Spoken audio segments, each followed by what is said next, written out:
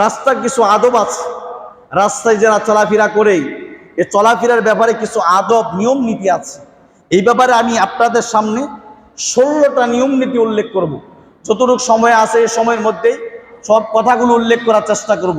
1 নম্বর, রাস্তা দিয়ে যখন আমরা চলবো নম্রভাবে চলাফেরা করব। আমার চলাফেরার ভঙ্গিমা যেন মানুষ অহংকারে আমাকে মনে না করে। আমি চলতেছে এমন ভাব নিয়ে মানুষ আমাকে রাস্তা দিয়ে বলতেছে ওই লোকটা অহংকারে চায়া দেখে। মানুষ যেন আমাকে এই কথাটা না বলতে পারে, এরকম একটা মনোভাব যেন কোনো মানুষ আমাকে বলতে না পারে যে এই লোকটা অহংকারী। এজন্য এমনভাবে চলাফেরা করব প্রত্যেকটা মানুষ যেন বলে এই লোকটা নম্র, এই লোকটা একটা ভদ্র মানুষ। তার চলাফেরা, তার কথাবার্তা, তার ব্যবহার, তার হাঁটার ভঙ্গিমা দেখতে বোঝা যাবে লোকটা ভদ্র। কিন্তু আপনার ব্যবহার সুন্দর কিন্তু হাঁটার ভঙ্গিমা দেখায় এক অহংকারী, এতে বোঝা যাবে আপনি রাস্তার চলাফেরার যোগ্যতা আপনার নাই। রাস্তায় চলাফেরার 1 নম্বর যোগ্যতা, রাস্তায় চলতে হবে নম্রভাবে। যারা নম্রভাবে রাস্তায় চলতে পারে তারা রাস্তা দিয়ে হাঁটবে, আর যারা নম্রভাবে চলাফেরা করতে পারে না আপনি সারাদিন ঘরের মধ্যে বসে থাকবেন। রাস্তায় চলার যোগ্যতা যখন আসবে তখন ঘর থেকে বাইরে হবেন। এই যোগ্যতা অর্জন না হলে ঘর থেকে বাইরে হবেন না, ঘরে বিক্রি থাকে। তাহলে 1 নম্বর, রাস্তা দিয়ে চলাফেরা করতে হলে নম্রভাবে, গর্ব কইরা না, এমন ভাব ভঙ্গিমা না যে মানুষ আমাকে দেখলে বলে যে লোকটা খুব অহংকারী। এই ব্যাপারে সূরাতুল লুকমানের 18 নম্বর আয়াতে আল্লাহ বলছেন ওয়ালা তুসাইর খাদ্দাকা লিন-নাস, তুমি এমন গর্বভাবে হাইটো না যে মানুষ তোমাকে অহংকারী মনে করে। ওয়ালা তামশি ফিল আরদি মারহা, তুমি এভাবে হাইটো না জমিনটাকে কাঁপায়া কাঁপায়া হাইটো না, তোমার হাঁটার দ্বারা জমিন ফাইটা যাবে না এমন ভাব নিয়েও হাঁটতো না। অনেক সময় বডিটা টান দিয়া, বুকটা টান দিয়া এভাবে একটা ভাব নিয়ে হাঁটে, মনে হয় যে জমিনটা সে নাসায় ফাড়াই ফেলবে। ফাটাইতে পারবেন না জমিন, জমিন জমিনের জায়গায় থাকবে, আপনি নিজেই ফাটবে। 2 নম্বর, রাস্তার 2 নম্বর আদব হচ্ছে দৃষ্টিকে নিম্নগামী করে রাখা। দৃষ্টিটাকে নিম্নগামী করে রাখা। রাস্তা দিয়ে হাঁটে, ডাইনে চাই বামে চাই, এইদিকে কে যায় ওইদিকে কে গেল, রাস্তার মুখে কে, ওখানে কি, এত কিছু খুঁজতে তারা আপনি রাস্তায় গেছেন না। রাস্তায় আপনি আপনার প্রয়োজন সারেন। রাস্তায় গিয়ে দৃষ্টি এই দিক তাকায়, ডাইনে তাকায় বামে তাকা, ওই দিক যদি মহিলা দেখা যায়, ওই দিক যদি পুরুষ দেখা যায়, এই লোকটা এনে দাঁড়ালো কেন, উঠে আনো বসে রইল কেন, এই খোঁজাখুঁজির জন্য তো আপনি রাস্তায় বেরিয়েছেন না। রাস্তায় আপনার প্রয়োজনে বেরিয়েছেন, আপনার প্রয়োজনে আপনি সারেন। রাস্তাঘাটে গুটাগুটি করা, ওই মানুষের দোষ দইরা বাইর করা, এটা আপনার মানুষের কাজ না ভাই।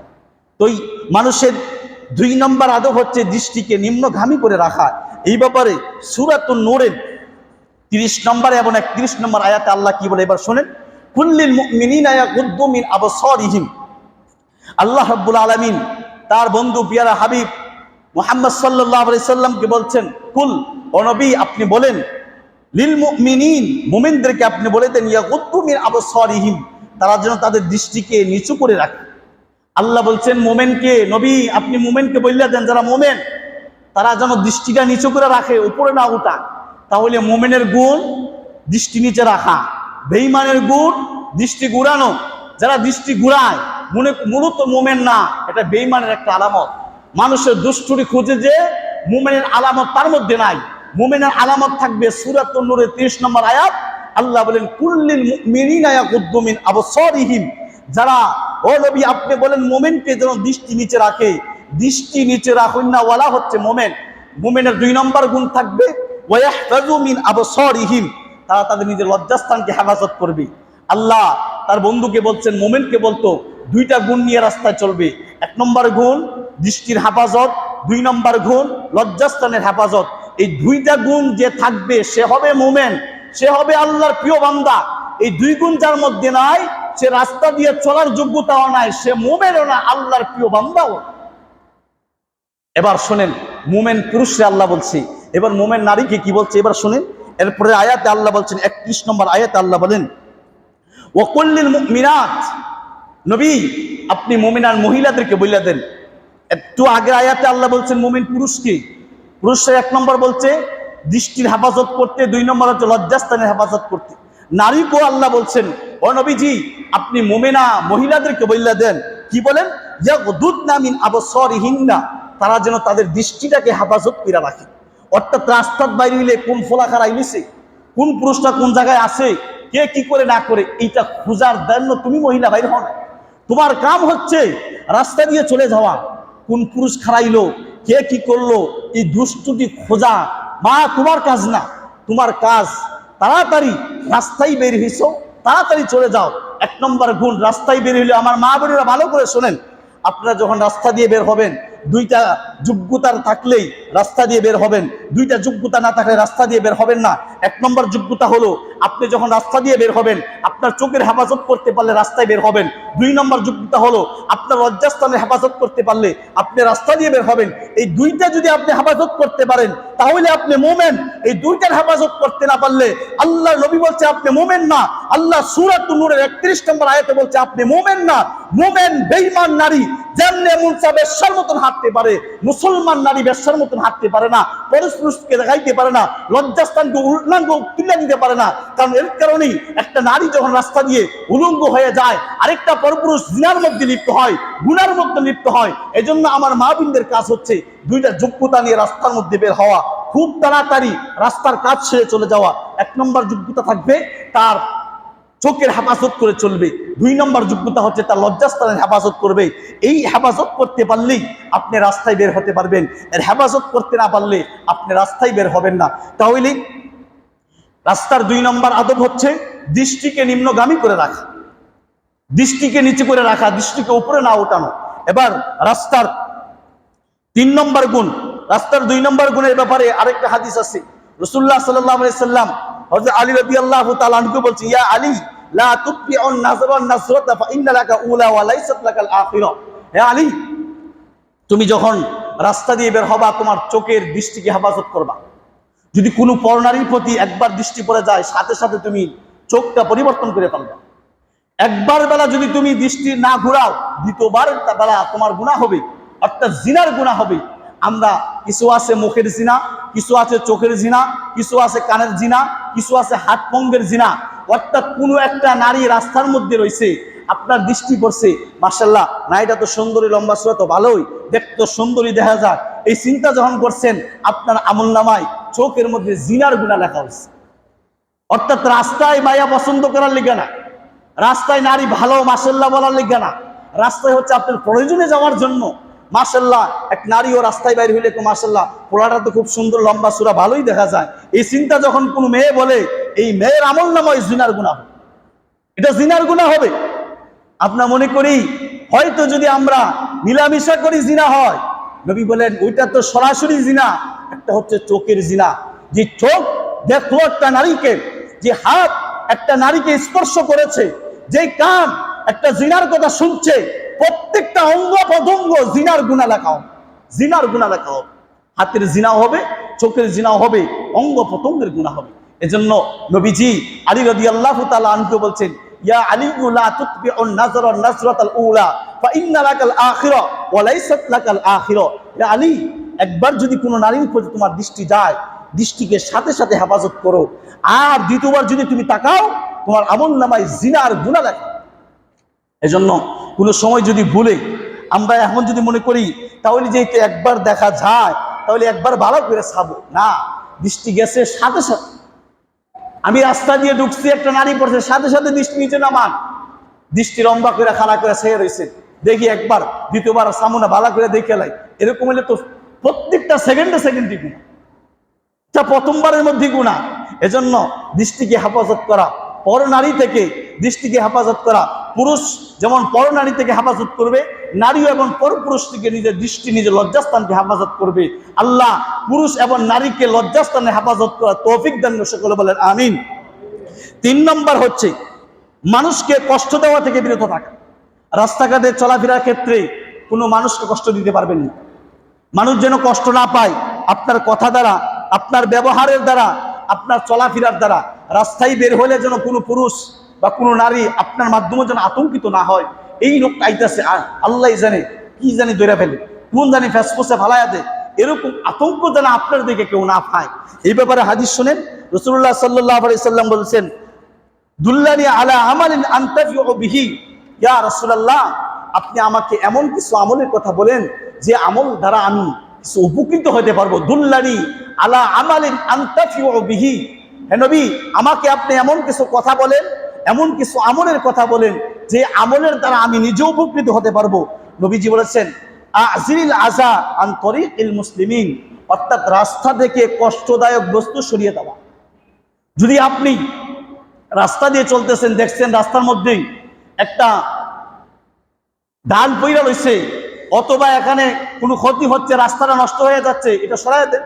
আরেকজন মানুষ উষ্টা খাইতে পারে, কোথাও একটা গর্ত হয়ে রয়েছে, নিজ দাবিতে এই রাস্তার কাজটা যদি কইরা দেন, সদগার সওয়াব পাইবে। অর্থাৎ মসজিদ মাদ্রাসায় দান করলে যে সওয়াবটা পাইছেন, রাস্তার মধ্যে একটা ডাইল পইরা রয়েছে, আপনি মনে করতেছেন ডাইলটা হয়তো কেউ উষ্টা খাইতে পারে, এই উষ্টা খাওয়ার চিন্তা করে ডাইলটা সরাইয়া দিয়েছেন। এই সরানোর কারণে এই রাস্তা দিয়ে যতগুলো মানুষ যাবে, প্রত্যেকটা মানুষের যাওয়ার কারণে আপনার আমল নামায় সদকা লেখার সওয়াব হবে। এখন কইবেন আমার তো মানছে দেখছে না, আমি যে ডাইলটা সরাইলাম, আমি জানি না কথা ইটফুল দিয়ে দিছি, এটা তো কেউ দেখলো না, ফেসবুকে পোস্টও করছে না, আর কইলো না অমুক ব্যক্তি যে এখানে ডাইলটা সরাইলো, রাস্তার মধ্যে গাছটা আসিল, গাছটা কাটতে দিছে, এখন সুন্দর মতো যাতায়াত করতে পারতেছি। রাস্তার মধ্যে পানি আসিল, পানিটা এমন লোকে উড়াইয়া দিছে, এর তো কেউ দেখলো না, আমার দেখলো না, দেখলে তো সবই হইল। অর্থাৎ কোথাও যদি কোনো গর্ত থাকে, কোথাও যদি কোনো ধরনের একটা রাস্তা নষ্ট থাকে, অথবা গাছ ডাল পইরা রয়েছে, অর্থাৎ শামুক ভাঙ্গা হোক, ইটকোর হোক পইরা রয়েছে, আপনার কাছে মনে হচ্ছে এটার মধ্যে কেউ উষ্টা খাইতে পারে, এই নিয়ত করে যদি উঠাইয়া দেন, মসজিদ মাদ্রাসায় সদকা করলে, টাকা পয়সা দান করলে যেমন সওয়াব, এমন রাস্তাঘাট থেকেই একটা ইটকল ঢাল সরাইয়া দিলেও আপনার আমল নামায় ওই টাকা পয়সা দান করলে যেমন সওয়াব, এমন সওয়াব আল্লাহ আপনার আমল নামায় দান করবে। এক সাহাবী নবীজির কাছে গেছেন, ইয়া রাসূলুল্লাহ, আমি কিছু সদকা করতে চাই, কিন্তু আমার কাছে কোনো টাকাও নাই, পয়সাও নাই, কি করব? তখন নবীজি বলেছেন, রাস্তা থেকে কষ্টদায়ক বস্তুগুলো সরাইয়া দাও। অর্থাৎ মানুষের যাতায়াতের রাস্তার মধ্যে যতগুলো কষ্টদায়ক বস্তু আছে, এগুলো সরাইয়া দিলেই তোমার আমল নামায় সদকা করার সব লেখা হবে। অথবা আপনি রাস্তা দিয়ে হাঁটতেছে, যে রৌদ্রের তাপ, আপনি মনে করতেছেন রাস্তা দিয়ে কিছু গাছ লাগাইয়া দিন, গাছ লাগাই দেন, ফলের গাছ লাগাইয়া দিয়েছেন, এর দ্বারা পশু পাখিও খাদ্য খাইলো, মানুষও মাঝে মাঝে খাইলো, আপনিও মানুষ ছাওয়াও এটার থেকে নিল। মনে করবেন গাছটা যতদিন আছে, আপনার আমল নামায় ততদিন একটা সওয়াব লাখানের রাস্তা থুয়ে গেছে। একটা মসজিদ মাদ্রাসা করে গেলে যে সওয়াব, মনে করে মসজিদ মাদ্রাসায় তো সওয়াব, রাস্তা দিয়ে গাছ লাগাই দেন, এই গাছগুলো যতদিন থাকবে, এটার তোকে যতগুলো পশু পাখি খাদ্য খাবে, প্রত্যেকটা পশুর রিজিক এই পেটের মধ্যে ঢুকবে, প্রত্যেকটা পশুর সওয়াব আপনার আমল নামায় থাকবে। এজন্য রাস্তাঘাটে গাছ লাগাইয়া দেন, যাতে করে মানুষ শান্তিতে যাইতে পারে। অনেক সময় চকের মধ্যে অনেক মানুষ কাজ করে, আপনি নিয়ত করলেন এমন একটা গাছ লাগাইয়া দিলে অনেক কষ্ট করে মানুষ আইসে এখানে একটু বিশ্রাম করবে, বসবে, ঠান্ডা একটা বাতাস পাইবে, এই নিয়ত করে একটা গাছ লাগাইবেন, গাছটা মরে গেলেও আপনার আমল নামায় সদকা করার সওয়াব হবে। এই জন্য রাস্তাঘাট থেকে কষ্টদায়ক বস্তু সরাইয়া দিবেন, যদি কোথাও গাছ লাগানোর প্রয়োজন হয় গাছ লাগাইয়া দিবেন, এটা আপনার আমল নামায় সদকা সওয়াব হবে। টাকা পয়সা দান করলেই জানি সওয়াব হবে, আর জানি সওয়াবের রাস্তা নাই, বিষয়টা এমন না। অনেক গরিব আছে, মনে করে বড় লোকরা না সদকা কইরা তারা সুনাম অর্জন করে রেখেছে, আমরা তো কিচ্ছুই করতে পারতেছি না। চর থেকে একটা গাছ উঠাই না রাস্তার মধ্যে লাগায়া, একটা ফল গাছ লাগাইয়া দেন, অথবা রাস্তাটা ময়লা হয়ে রয়েছে, নিজ দায়িত্বে রাস্তাটা পরিষ্কার করে দেন। পরিষ্কার করার দ্বারা এই দিক দিয়ে যতগুলো মানুষ আসা যাওয়া করবে, এই মানুষগুলো যদি রাস্তার সময় শান্তি দিয়ে আসতে পারে, আর মন থেকে বলে হাইরে রাস্তার মধ্যে পানি ছিল, কাদা ছিল, এখন নাই, আল্লাহ কত সুন্দর করে আসলাম, উজু করে বাইতেছি, বাড়ি মসজিদে এসে আবার উজু করতে হয়েছে, এখন আর উজু করতে হয় নাই, এই একটা ব্যবস্থাপনা করে দিচ্ছেন। ওই লোকটা নামাজ পড়ে দিয়ে সওয়াব অর্জন করলো, যতগুলা মানুষ রাস্তা দিয়ে সুন্দরভাবে গেল, প্রত্যেকটা মানুষের সদকা করার সওয়াব, যেই ব্যক্তি রাস্তার পানিগুলো কাদাগুলো সরাইয়া দিছে, তার আমল নামায় আল্লাহ দান করে দেন। এবার 4 নম্বর হচ্ছে রাস্তা থেকে কষ্টদায়ক বস্তু সরাইয়া দেওয়া। অর্থাৎ রাস্তার কষ্ট যত বস্তু আছে, যত কষ্টদায়ক বস্তু রাস্তার মধ্যে আছে, মানুষের অসুবিধা হয় চলতে, চলাফেরা করতে, এই বস্তুগুলো সরাই দিতে পারলে সদকার সওয়াব। এক হাদিস শুনেন, রাসূলুল্লাহ সাল্লাল্লাহু আলাইহি সাল্লাম বলেন, আল ঈমানু বিদউ ওয়া সাবউনা আও বিদউ ওয়া সিত্তুনা শুবা। হাদিসের মধ্যে নবীজি বলেন, ঈমানের 70 থেকে 60টা শাখা আছে। অর্থাৎ ঈমানের এক হাদিসে বলছে 70টা শাখা, আরেক হাদিসে বলা হয়েছে 60টা শাখা। এর মধ্যে সর্ব উত্তম শাখার নাম হচ্ছে ফাআফদালুহা কাউলু লা ইলাহা ইল্লাল্লাহ, অর্থাৎ লা ইলাহা ইল্লাল্লাহ বলা, এটা হচ্ছে সর্ব উত্তম জিকির, এটা হচ্ছে সর্ব উত্তম জিকির। এবং সর্বনিম্ন আদনাহা ইমাতাতুল আযা আনিত তরিক, এবং সর্বনিম্ন সদকা হচ্ছে কষ্টদায়ক বস্তু রাস্তার দিকে উঠায়া দেওয়া, সরাইয়া দেওয়া। অর্থাৎ ইমানের দাবি রাস্তার দিকে কষ্টদায়ক বস্তু সরাইয়া দেওয়া, ইসলামেরও দাবি রাস্তার দিকে কষ্টদায়ক বস্তু সরাইয়া দেওয়া। নবীজি বলেন, যে ব্যক্তি রাস্তার দিকে কষ্টদায়ক বস্তু সরাইলো তার জন্য ইমানটা পূর্ণাঙ্গ হয়ে গেল। একটা মানুষকে সহযোগিতা করলো, আল্লাহ তার বিপদ আপদ আল্লাহ তাকে সহযোগিতা করবে। যে ব্যক্তি মানুষের বিপদ আপদে সহযোগিতা করে না, মানুষকে মুসিবত থেকে উঠায় না, আল্লাহ ওই ব্যক্তিকে কিয়ামতের ময়দানে কঠিন মুসিবত থেকে আল্লাহ তাকে উঠাবে না। যে ব্যক্তি দুনিয়ার স্বাভাবিক মুসিবত থেকে মানুষকে উঠাইবে, আল্লাহ হাসরের ময়দানে কঠিন মুসিবত থেকে আল্লাহ তাকে বাঁচাবে। 5 নম্বর আদব হচ্ছে পরিচিত অপরিচিত রাস্তার 5 নম্বর আদব হচ্ছে পরিচিত অপরিচিত ব্যক্তিকে সালাম দেওয়া। অর্থাৎ কে পরিচিত কে অপরিচিত আমরা তো এখন সালাম দিই চেহারা দিকে। অর্থাৎ লোকটাকে সালাম পাওয়ার যোগ্য কিনা এত বিবেচনা না। মুসলমান হইলেই সালাম পাওয়ার যোগ্য আপনার কাছে। আপনি যেমন মুসলমান, আপনি আরেকজন মুসলমানকে মুসলমান হিসেবে সালাম পাওয়ার যোগ্য। এজন্য হাদিসের মধ্যে নবীজি বলেন, লা ইয়াদখুলুল জান্নাতা হাত্তা তুমিনু, তুমি ততক্ষণ পর্যন্ত জান্নাতে প্রবেশ করতে পারবা না যতক্ষণ পর্যন্ত তুমি মুমিন হইতে না পারবা। ততক্ষণ পর্যন্ত তুমি মুমিন হইতে পারবা না যতক্ষণ পর্যন্ত একজন আরেকজনকে পরস্পরে আল্লাহর জন্য ভালো না বাসবে। কথা বুঝছেন? জান্নাতে প্রবেশ করতে হলে মুমিন হতে হবে। নবীজি বলেন, মুমিন হতে হলে তোমাকে সর্বপ্রথম কাজ করতে হবে একজন আরেকজনকে আল্লাহর জন্য ভালোবাসতে হবে। নবীজি বলেন, আল্লাহর জন্য ভালোবাসা কখন সৃষ্টি হবে এই কথাটা কি আমি তোমাদেরকে বলে দিব? আউলা আদুল্লুকুম আলা শাইইন ইদা ফাআলতুমুহু, আমি কি তোমাদেরকে এমন একটা বিষয় বলবো না, এমন একটা কথা বলবো না যে কথার দ্বারা তাহাবাবতুম, তোমাদের পরস্পরের মধ্যে ভালোবাসা সৃষ্টি হয়? তখন নবীজি বলেছেন, আফসুস সালাম বাইনাকুম, তোমরা পরস্পরে একজন আরেকজনকে সালাম দিবা। বাপ তার সন্তানকে সালাম দিব, সন্তান তার বাপকে সালাম দিব, বাপ তার ভাইকে সালাম দিব, পারস্পরিক রূপকে স্বামী তার স্ত্রী, স্ত্রী তার স্বামীকে সালাম দিবে, ছোট তার বড়কে দিবে, বড় তার ছোটকে দিবে। অর্থাৎ পার্থক্য নাই। আমি বড় দিকে আমাকে সালাম দিতে হবে, আমি ইমাম সাহেব দিকে আমাকে সালাম দিতে হবে। মুসল্লিরা আমি সালাম দিব না, মুসল্লি আমার সালাম দিব, ইমাম সাহেব সালাম দিব না, বিষয়টা এমন। অর্থাৎ যে আগে সালাম দিবে তার সওয়াব বেশি হবে, যে সওয়াব দিবে সে নাকি পাবে। অর্থাৎ সওয়াবের ক্ষেত্রে কিপটামি না, ছোট আর বড় নাই, মাদ্রাসার ছাত্র আর স্কুলের ছাত্র নাই, আলেম আর গাইরে আলেম নাই, মুফতি আর মুহাদ্দিস নাই, ছোট আর বড় নাই, কালো আর ছোট নাই, নারী আর পুরুষ নাই। একজন আরেকজনকে দেখলে সালাম দিবে, ছোট বড়কে দিবে, বড় ছোটকে দিবে, স্ত্রী তার স্বামীকে দিবে, স্বামী তার স্ত্রীকে দিবে, ছেলে তার মাকে দিবে, মা তার ছেলেকে দিবে, মেয়ে তার মাকে দিবে, মা তার মেয়েকে দিবে। একজন আরেকজনকে সকলে সালাম দিবে। মনে করে আমার ঘরের ফোলার বউ আমি যদি সালাম দেই আমি শাশুড়ির মূল্যটা লইল কই, এই চিন্তা করে ইসলাম দিছে না। ইসলাম বলে পরস্পর সকলকে সালাম দাও, ছোট এবং বড়কে সালাম দিবে, শাশুড়ি তার পোলার বউকে দিবে, পোলার বউ তার শাশুড়িকে দিবে, সকলে সালাম দিবে। সালামের ব্যাপারে যেন অহংকারটা না আসে। আমরা কিন্তু দেখবেন ছেলেরা যদি মানুষের সালাম দেয়, বাপের সালাম দেয় না, লজ্জা পায়। আর বাপেও তার পুতেরা সালাম দেয় না, এটা আমার পুত, তারা আমি সালাম দেই কেমনে, লজ্জার বিষয়। মানুষের দেখলে ঠিক হইতো আসসালামু আলাইকুম, আর নিজের পুত্রে দেখলে সালাম বাইরে হয় না, নিজের পুতেও বাপের দেখলে মুখটা সালাম বাইরে না, দেখ অন্যজনে দেখলে জোরে একটা সালাম দেয় আসসালামু আলাইকুম, নিজের বাপের সামনে দেখেছে সালামটা দিচ্ছেন, এটা কেমন? এই শিক্ষা তো ইসলাম দেয় না, এই শিক্ষা তো নবীজি দেয় নাই। নবীজি বলছেন তোমার বাপও সালাম পায়, তোমার মাও পায়, তোমার বোনও পায়, তোমার ঘরের লোকেরাও পায়, বাইরের মানুষে পায়। এজন্য হাদিস শুনেন, রাসূলুল্লাহ সাল্লাল্লাহু আলাইহি সাল্লাম বলেন, খামসু তাজিবুলিল মুসলিম, যে মুসলমানদের জন্য 5টা জিনিস হচ্ছে আবশ্যক অর্থাৎ ওয়াজিব। 1 নম্বর হচ্ছে তার ভাইকে দেখে রদ্দুস সালাম, তার ভাইকে সালাম দিবে, অর্থাৎ ভাই ভাইকে সালাম দিবে। তাসমিতুল আতিশ, অর্থাৎ একজন আরেকজনকে দেখলে কেউ হাসি দিলে হাসির উত্তর দিবে। একজন হাসি দিয়েছে, হাসি দাতা বলবে আলহামদুলিল্লাহ, যে ব্যক্তি শুনছে সে বলবে ইয়ারহামুকাল্লাহ। পরবর্তীতে যে ব্যক্তি হাসি দিয়েছে সে বলবে ইয়াহদিকুমুল্লাহ ওয়া ইউসলিহ বালাকুম। 1 নম্বর কি বললাম? একজন আরেকজনকে দেখলে, মানে মুসলমানের উপরে 5টা জিনিস ওয়াজিব।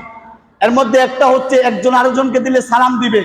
2 নম্বর হচ্ছে হাসি দিলে কেউ হাসি দাতা বলবে আলহামদুলিল্লাহ, যারা শুনছে তারা বলবে ইয়ারহামুকাল্লাহ। যারা ইয়ারহামুকাল্লাহ বলছে এটা যদি হাসি দাতা শুনে সে বলবে ইয়াহদিকুমুল্লাহ ওয়া ইউসলিহ বালাকুম, এই কথাটা বলবে।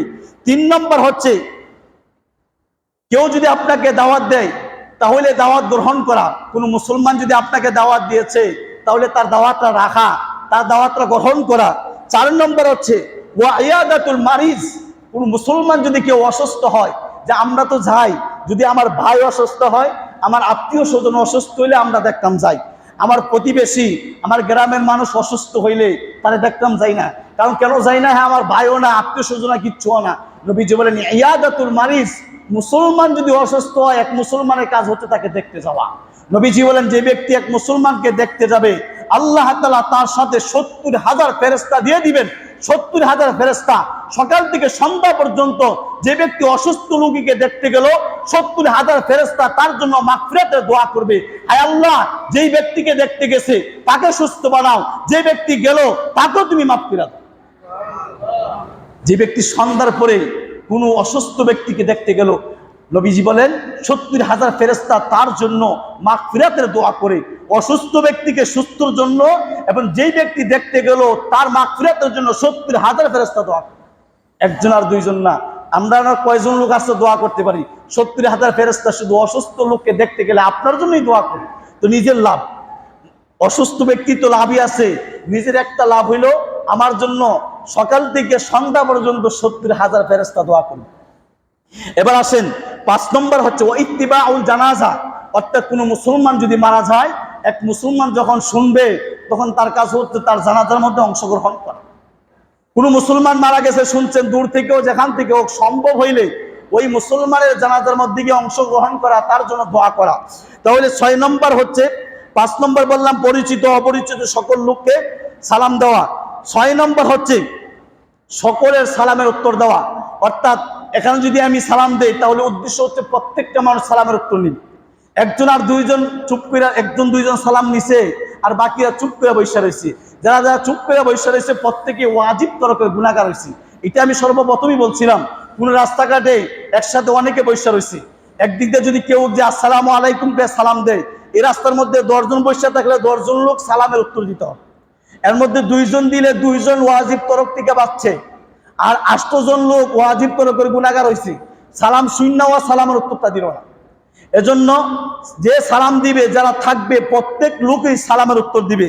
7 নম্বর হচ্ছে সৎ কাজের আদেশ, অসৎ কাজের নিষেধ করবে। এই ব্যাপারে পবিত্র কোরআনুল কারীমের সূরাতুল আল ইমরানের 110 নম্বর আয়াত আল্লাহ রাব্বুল আলামিন বলেন, কুনতুম খায়রা উম্মাতিন উখরিজাত লিন-নাস, তোমাদেরকে বের করা হয়েছে, কুনতুম তোমরা হচ্ছে সর্বোত্তম জাতি, উখরিজাত লিন-নাস তোমাদেরকে বের করা হয়েছে মানুষের জন্য। কি করবা? মানুষের কল্যাণের জন্য তোমাদেরকে বের করা হয়েছে। তা'মুরুনা বিল মা'রুফ ওয়া তানহাউনা আনিল মুনকার, তোমরা সৎ কাজের আদেশ, অসৎ কাজের নির্দেশ, অর্থাৎ অসৎ কাজ থেকে নিষেধ করার জন্যই তোমাদেরকে দুনিয়াতে পাঠানো হয়েছে।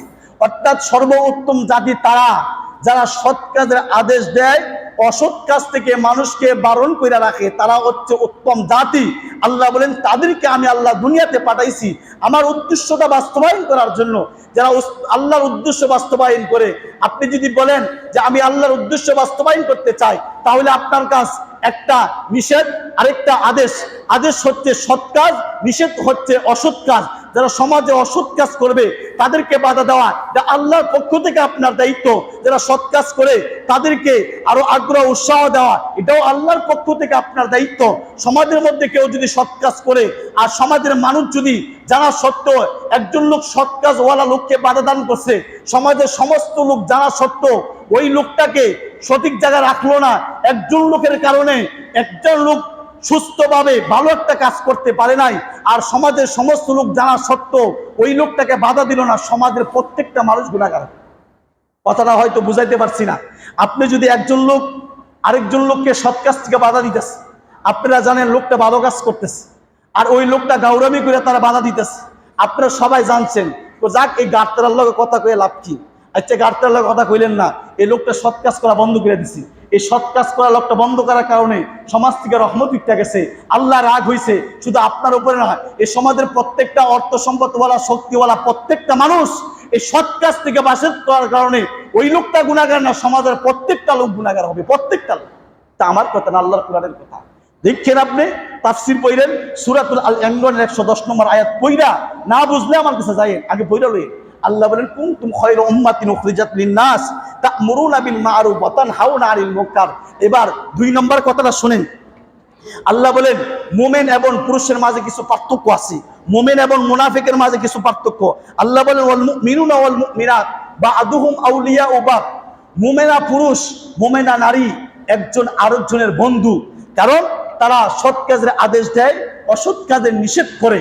আর মুমিনা মুনাফিক পুরুষ, মুনাফিক নারী ব্যাপারে আল্লাহ বলেন ওয়াল মুনাফিকুনা ওয়াল মুনাফিকাত বা'দুহুম মিন বা'দ। মুনাফিক নারী এবং মুনাফিক পুরুষ তারা সমান সমান। কিভাবে? আল্লাহ বলতেছেন ইয়া'মুরুনা বিল মুনকার, তারা সৎ কাজ থেকে মানুষকে বারণ করে অসৎ কাজের আদেশ দেয়। যারা অসৎ কাজের আদেশ দেয় তারা মুনাফিক, হোক মহিলা হোক পুরুষ। অর্থাৎ মানুষকে যখন সৎ কাজ করতে বাধা দান করবে, এই লোকটার নাম স্পষ্ট মুনাফিক রাইখে রাখেন। এটা আমার কথা না, সূরাতু আলে ইমরানের 110 নম্বর আয়াতের কথা। আপনার সমাজের মধ্যে যারা সৎ কাজের মধ্যে বাধা দিবে, অসৎ কাজ থেকে মানুষকে করার জন্য উৎসাহিত করবে, স্পষ্ট আকারে বুঝবেন এটা মুনাফিক। তার মধ্যে কোনো সন্দেহ নাই মুনাফিকের কি ভয়াবহ শাস্তি এক সময় হেলে করব। 8 নম্বর রাস্তার আদব, 8 নম্বর হচ্ছে মানুষকে পথ প্রদর্শন করা। এই ব্যাপারে হাদিস হচ্ছে ইদা আবাইতুম ইল্লা মাদরিসা ফাহাদুস সাবিলা। যখন তুমি রাস্তা দিয়ে চলাচল করবা, কেউ পথ হারা থাকলে, রাস্তাঘাট চিনে না, পথ চিনে না, বুঝে না, এই লোককে সঠিক পথটা দেখায়া দেওয়া। অনেক লোক ইচ্ছা কইরা একজনকে যদি জিজ্ঞাসা করে ভাই আমি ওই দিকে যাইতে চাই, হে জানে যে এই দিক দিয়ে গেলে বিপদে পড়বে, হ্যাঁ এই দিক দিয়ে যাও, অর্থাৎ তাকে বিপদে ফালাইলা। অর্থাৎ এই লোকটারে বিপদে ফালাইছেন, আল্লাহ আপনারে বিপদে ফালাই। এই লোকটা বিপদে পড়ছে, সামনে গেলে আরেকজন ভালো লোক তাকে বিপদ থেকে উদ্ধার করে দিতে পারে। আল্লাহ যদি ভাই আপনার বিপদে ফালায়, কেউ দেয় আপনার। এজন্য মানুষের বিপদে ফালায়েন না, মানুষের যদি বিপদে ফালান আল্লাহ আপনার বিপদে ফালান। পবিত্র কোরআনুল কারীমের মধ্যে আল্লাহ বলেন ইয়া আইয়ুহাল্লাযীনা আমানু আলাইকুম আনফুসাকুম লা ইয়াদুররুকুম মান দাল্লা ইযা ইহতাদাইতুম। আল্লাহ বলেন হে ঈমানদার, যদি তুমি সঠিক পথে থাকো তাহলে তোমাকে কেউ গুমরাহ করতে পারবে না। অর্থাৎ তুমি হেদায়েতের পথে থাকতে হবে। অর্থাৎ কেউকে যদি আপনি পথভ্রষ্ট বানাইতে চান, আল্লাহ পাক আপনাকে পথভ্রষ্ট বানাইবেন, তাকে রাস্তা দেখায়া দিবেন, তাকে উঠায়া দিবেন। অর্থাৎ সময়ের দাপি, যে কোনো সময় লোকটা উঠতে যাবে, আপনি অপেক্ষা করেন, যে কোনো সময় বিপদে পড়ে যাবেন। এমন বিপদে পড়বেন গোটা সমাজ মিল্লা আপনাকে উঠাইতে যাবে, তা পুরো সমাজ পারবে না। কারণ আপনি মানুষের কল্যাণ চান না, সবসময় চাইছেন তারা কেমনে দাবানো যা, তারা কেমনে পিছনে ফেলানো যা, সে যেন না উঠতে পারে। আল্লাহ বলেন তারা আমি উঠাবো, গোটা সমাজ মিললেও যদি বাধা দাও তোমরা আটকাইতে পারবে না। তারা নিচে নামাবো, গোটা সমাজ মিললেও উঠাইলেও তারা উঠাইতে পারবে না। এজন্য আল্লাহ যারা উঠায় কেউ বাঁচাইতে পারে না। এজন্য ভাই আল্লাহর থেকে উঠতে চাইলে মানুষকে উঠানোর চেষ্টা করেন, মানুষের জন্য দোয়া করেন যে এই লোকটা উঠুক, আল্লাহ যেন আমাকে উঠায়, তার সাথে সাথে এই লোকটা গজব হোক আর আমি উঠে, এই দোয়া করলে গজব আপনার উপরে। 9 নম্বর হচ্ছে রাস্তা দিয়ে যখন আমরা চলবো, কোনো মুরব্বী অসহায় কানা বৃদ্ধা লোক গেছে, রাস্তা দিয়ে পানি আসতে পারতেছে না, একটা অসল মানুষ একটা ব্যাগ লয়ে রাখছে, পারলে নিজের হাত দিয়ে ব্যাগটা গাড়ির মধ্যে উঠায় দেয়। অর্থাৎ বোঝা বহনকারীকে সাহায্য করা। রাস্তার মধ্যে কেউ একজন অসল কানা বৃদ্ধা বয়স্ক মানুষ উঠতে পারতেছে, আপনি একজন নওজোয়ান যুবক রাস্তার মধ্যে বসে রয়েছেন, দেখতেছেন একজন বৃদ্ধা মহিলা, বৃদ্ধা একটা পুরুষ বসে রয়েছে, আপনার শরীরে শক্তি আসছিল, চেষ্টা করলে এই বৃদ্ধার ব্যাগটা উঠাই দিতে পারতেন, চেষ্টা করলে ওই কানা লোকটাকে গাড়ির মধ্যে উঠাই দিতে পারতেন, উঠাই দেন নাই। কিয়ামতের ময়দানে আল্লাহ আপনাকে মুসিবত থেকে উঠাইবে না, আপনাকে সঠিক রাস্তা দেখাইবে না। মানুষকে সঠিক রাস্তা দেখান, আল্লাহ আপনাকে সঠিক রাস্তা দেখাবে। মানুষের বোঝা হালকা করে দেন, আপনার বোঝা হালকা করে দিবে। মানুষের মুসিবত দূর করে দেন, ইনশাআল্লাহ আল্লাহর কথা, আল্লাহ আপনার মুসিবত দূর করে দিবে। এবার 10 নম্বর হচ্ছে রাস্তাঘাটে চলতে হলে 10 নম্বর হক হচ্ছে রাস্তার 10 নম্বর আদব হচ্ছে অধিক পরিমাণে জিকির করা। এই ব্যাপারে সূরাতুল আহজাবের 41 এবং 42 নম্বর আয়াতে আল্লাহ বলেন ইয়া আইয়ুহাল্লাযীনা আমানু যকুরুল্লাহ, হে ঈমানদাররা তোমরা বেশি আকারে জিকির আজকার করো। অর্থাৎ সকাল সন্ধ্যায় আল্লাহর নামে জিকির করো। আরেক হাদিসের মধ্যে নবীজি বলেন মান ক্বাআদা মাকআদান লাম ইয়াযকুরিল্লাহ ফীহি কানাত আলাইহি। অর্থাৎ যে ব্যক্তি এক জায়গায় বসলো, এখানে আল্লাহর জিকির করলো না, আল্লাহ পাক তার উপরে লাঞ্ছিত করেন, তার উপরে গজব পাঠান। অর্থাৎ এক জায়গার মধ্যে আপনি বসছেন, কমপক্ষে সুবহানাল্লাহ, আলহামদুলিল্লাহ, আল্লাহু আকবার বলবেন। দোকানের পাশে বসছেন, কমপক্ষে একবার আলহামদুলিল্লাহ সুবহানাল্লাহ বলবেন, তাহলে একটা জিকির আদায় হলো। রাস্তার মধ্যে বসে গল্প গুজার করছেন, কিন্তু হাদিসে বলছে মান কাআদা মা কাআদান, যে ব্যক্তি রাস্তায় বসলো লাম ইয়াযকুরিল্লাহ, জিকির করলো না, আল্লাহ পাক আল্লাহর পক্ষ থেকে সে লাঞ্ছিত, আল্লাহ তার উপরে ধ্বংস পাঠাবেন, আল্লাহ আযাব নাযিল করবেন। এজন্য আমার বন্ধুরা, যুবক ভাইরা, মুরব্বী মা বোনেরা, যে যেখানেই বসে থাকেন মাঝে মাঝে সুবহানাল্লাহ, আলহামদুলিল্লাহ, আল্লাহু আকবার বলাটা শিখেন। দুইজনে একসাথে কথা বলছেন, বসে রয়েছেন, একবার বলেন আল্লাহ সুবহানাল্লাহ, মুখ দিয়ে একবার উচ্চারণ করেন, তাহলে এই হক থেকে বাঁচলো। তাহলে রাস্তার হক, বসার হক, ঘরের হক, বাইরের হক, যেখানেই বসবেন সুবহানাল্লাহ, আলহামদুলিল্লাহ, আল্লাহু আকবার একবার বলবেন। কমপক্ষে সুবহানাল্লাহ রাস্তায় চলার সময়, লা ইলাহা ইল্লাল্লাহ সমতল ভূমিতে যখন আমরা চলবো বলবো লা ইলাহা ইল্লাল্লাহ, উপরে ওঠার সময় বলবো আল্লাহু আকবার, নিচে নামার সময় বলবো আলহামদুলিল্লাহ। এই শব্দগুলো আমরা বলবো, অতবার সমতল ভূমিতে চললে আমরা লা ইলাহা ইল্লাল্লাহর জিকির করব। এর দ্বারা আমার কলব জিন্দা থাকে, আল্লাহর পক্ষ থেকে আমাদের প্রতি রহমত নাজিল হবে। এগুলো যদি আমরা না বলি, আমার দিন চলবে ঠিক হয়, আল্লাহ আমাদের প্রতি রাগ থাকে, আল্লাহ আমাদের প্রতি খুশি না। 11 নম্বর হচ্ছে ভাই, রাস্তাঘাটে চলাফেরার ক্ষেত্রে উত্তম কথা বলা, অসহায় ফাহিশা কথা, অন্যায় কথা, অপরসায় কথাবার্তাগুলো না বলা, উত্তম কথাগুলো বলা। এই ব্যাপারে আল্লাহ বলেন কুল্লি ইবাদি ইয়াকুলুল্লাযী হিয়া আহসান, ও নবী আপনি আমার বান্দাদেরকে বলে দেন তারা যেন রাস্তাঘাটে চলাফেরার ক্ষেত্রে উত্তম কথাগুলো বলে, ভালো কথাগুলো বলে, খারাপ অশ্লীল অন্যায় কথাগুলো না বলে। ইন্না শাইতানা ইয়ানযাগু বাইনাহুম, নিশ্চয় শয়তান মানুষের মাঝে বিভেদ সৃষ্টি করে দেয়। শয়তান স্পষ্ট দুশমন, অর্থাৎ খারাপ কথাগুলো এটা শয়তানের কথা, ভালো কথাগুলো মুসলমানের কথা, ইমানদারের কথা। যে সমস্ত লোক ফাহিশা অন্যায় কথা বলে, খারাপ কথা বলে, মনে করবেন এই লোকটার উপরে শয়তানে বর করছে, এটা শয়তান, এটা মানুষ না। যদিও মানুষের রূপী মানুষ, দেখতে মানুষ, শ্রোতার মানুষ, কথাবার্তায় মানুষ, খারাপ কথা গালিগালাজ করার কারণে আল্লাহর কোরআনের কথা রূপী মানুষ, রূপী মানুষ রূপে শয়তান। এজন্য আল্লাহ পাক মানুষ রূপী শয়তান থেকে আল্লাহ পাক আমাদেরকে হেফাজত করুক। আমরা একসাথে যখন চলাফেরা করি, আল্লাহ যেন আমাদের জবান দিয়া ভালো কথাগুলো, উত্তম কথাগুলো বাইর করে, সেই তৌফিক যেন আল্লাহ আমাদের সকলকে দান করে। সকলে বলেন আমিন। ওয়া আখিরু দাওয়ানা আলহামদুলিল্লাহি রাব্বিল আলামিন।